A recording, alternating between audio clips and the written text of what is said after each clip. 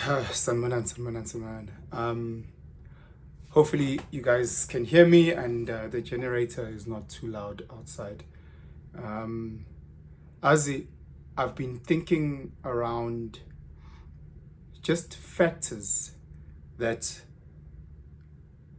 lead to end of relationship, that lead to a breakup, that lead to separation. And, we can all acknowledge and agree to the most part.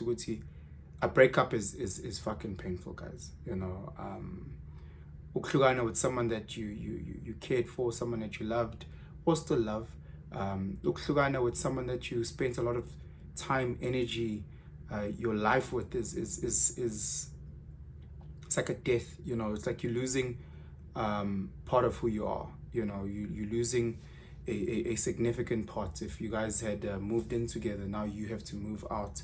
If you guys have had built a certain life together, you're close with her mom, you're close with her siblings, you're close with his this or with his that, and all of a sudden you guys break up. And for the most part, you didn't detach from that family. I know a lot of exes still try and hold on to the family. I personally think it's unfair, because now there's the new boyfriend or the new girlfriend coming in, and that person also now needs their space to build. And if I'm still always in my ex's mom's life, hey mama ninja ninsapila, and constantly, mama, can we go have scones, mama, can we, it makes it that much tougher for the next guy to come in and also establish himself as the brother-in-law type of energy. So it is a death. It's a very, very, very painful death. In many cases, it's a natural needed death. We hope that we are in relationships forever, and the only death is the actual real death, the literal death that will separate our relationships. But we know that's not always the case. And in today's time, relationships, relationships then a breakup, and not just the cheating and the infidelity, but the uncommunicated expectations, the unmet expectations. And it starts with something small. It's a little dripping tap, that we never communicate to our partner. And like, one thing I've seen in today's time is this whole passive aggressive way of arguing, or voicing a concern, or voicing something that you want. Everybody's just so passive aggressive in relationships. Even something you want, baby, don't you want to give me a back massage? Like, talk. Hey love, please may you give me a back massage.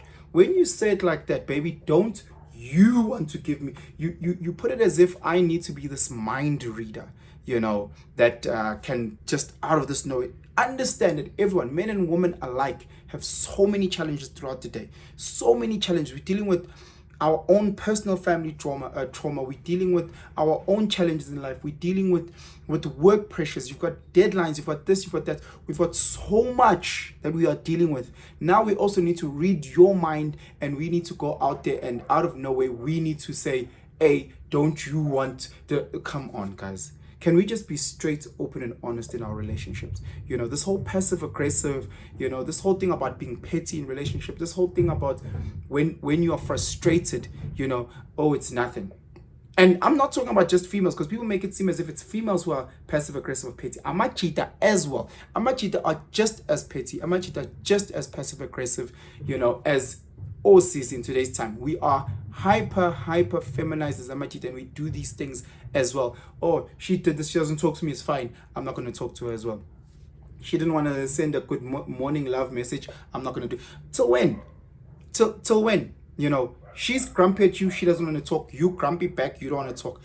We never solve anything. We never solve anything. So, okay, no, sharp. She just said good night, full stop. Now you're like, good night, full stop. Then she makes a reaction thumb. Then you go reaction thumb. Sure. How is that building? Is that building our relationship? It's that dripping tap. It's that constant dripping tap, and before you realize it, it's gone from a little puddle to a huge ass fucking problem. And all of a sudden, it's too big for us to solve it because we let it go. A lot of things that happen in relationships, it's not the big things, it's the little things that become big. You know, the analogy is of me scratching you here. You know, something very small. The fact that every time you come to my house, you open the fridge and you start making yourself food without asking. It's that little annoyance. So some people are parents don't say that it's too petty. Word it, because that constant scratch. If you scratch yourself exactly how I'm scratching, scratch yourself for 30 seconds, see how it feels. Scratch yourself for a minute, 5 minutes, 10 minutes, an hour. After some time, it will leave a mark and it will be bruised and it will get worse and worse and worse until it's bleeding. It's bleeding. It's easy to solve the big problems. Infidelity. He hit me. Boom. That's a big problem. Those are ones that are clear, obvious. It's the little dripping taps that we don't vocalize, that we don't solve. You know, it's the uncommunicated expectation. My baby, I love you so much.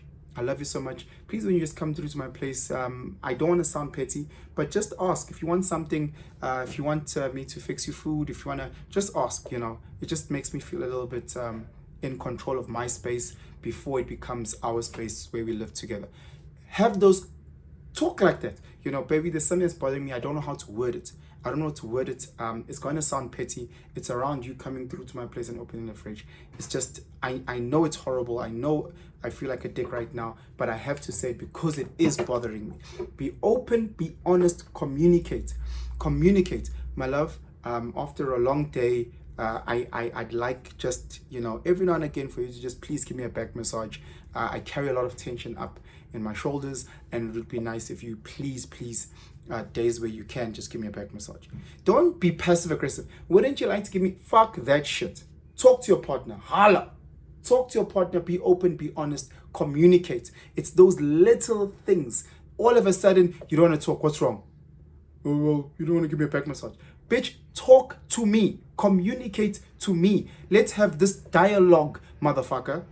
And it's always the case, and people never want to communicate. People never want to communicate, and then all of a sudden something small becomes something huge.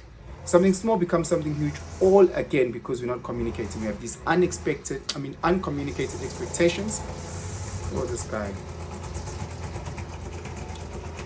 Anyway, we have these uncommunicated expectations. So we hope that our partner can read our brains because we don't fucking communicate. And then when our partner can't fucking read our brains, then it's unmet. There's nothing worse than having unmet expectations in a relationship. Or he doesn't do this, doesn't do this, he doesn't match up to what you've created in your brain. She doesn't match up to what you've created in her brain. You think that every morning you're going to wake up to a lacquer BJ, but you never communicated. Or again, when you do it once or twice and you're like, well, I've asked him twice. Is be constant. Be consistent, sorry. Be consistent in asking, my love, I love you. My love, I love you. Please may you. My love, I love you. Please may you. My love, I love you. Please may you. Again, I'm not saying this will prevent breakup. I'm just saying it will make things a little bit easier. You know, maybe breakup is a natural part of life. I don't know. Whatever the case may be, it might be as natural as death. Again, to prevent that, in order we prevent a lot of tears, because guys, let's communicate constantly. Let's make sure we say, baby, I'm feeling sad. What's wrong? 1, 2, 3. Baby, right now, I don't know how to word this, and it might come a bit, it might come out wrong, but just understand what I'm feeling this type of way. Baby, I'm feeling this type of way. Baby, please can you assist me with this? Baby, I'm actually really less for this. Please, I know you're tired. I know you've had a long day. Please, can you, oh, you can't? Do you think you could maybe try tomorrow? Do you think you could maybe try on Sunday? Oh, yes. Okay, perfect. Communicate. Not where you want a Gucci bag and you just keep quiet and you're like, well, if he loves me, he'll know. There's a post that I saw, some fucking loser post, where this person wrote to Gucci, it's when he knows and he does it without me asking. Like, what pressure are you putting on this poor man when he knows and he does it without me asking? That means you can only date mind readers. And on top of that, I know based on that post that chick was talking about financial, materialistic shit. And those type of girls are the ones that end up becoming ejaculation holes, because all they're talking about is when he does it, they're just talking about bottles, flowers, materialistic shit. That type of post is putting pressure on niggas for materialistic shit. Because in a real relationship, we communicate. In a real relationship, we plan. In a real relationship, there's structure. Yes, I'm not talking about that spontaneous time where he comes back home with sushi. That's not what I'm talking about. I'm just saying with generally relationships, with your business partner, with your wife and husband, communication is fucking key. Anyway, I love you guys. Have a fantastic day. Like, subscribe, share. Sure.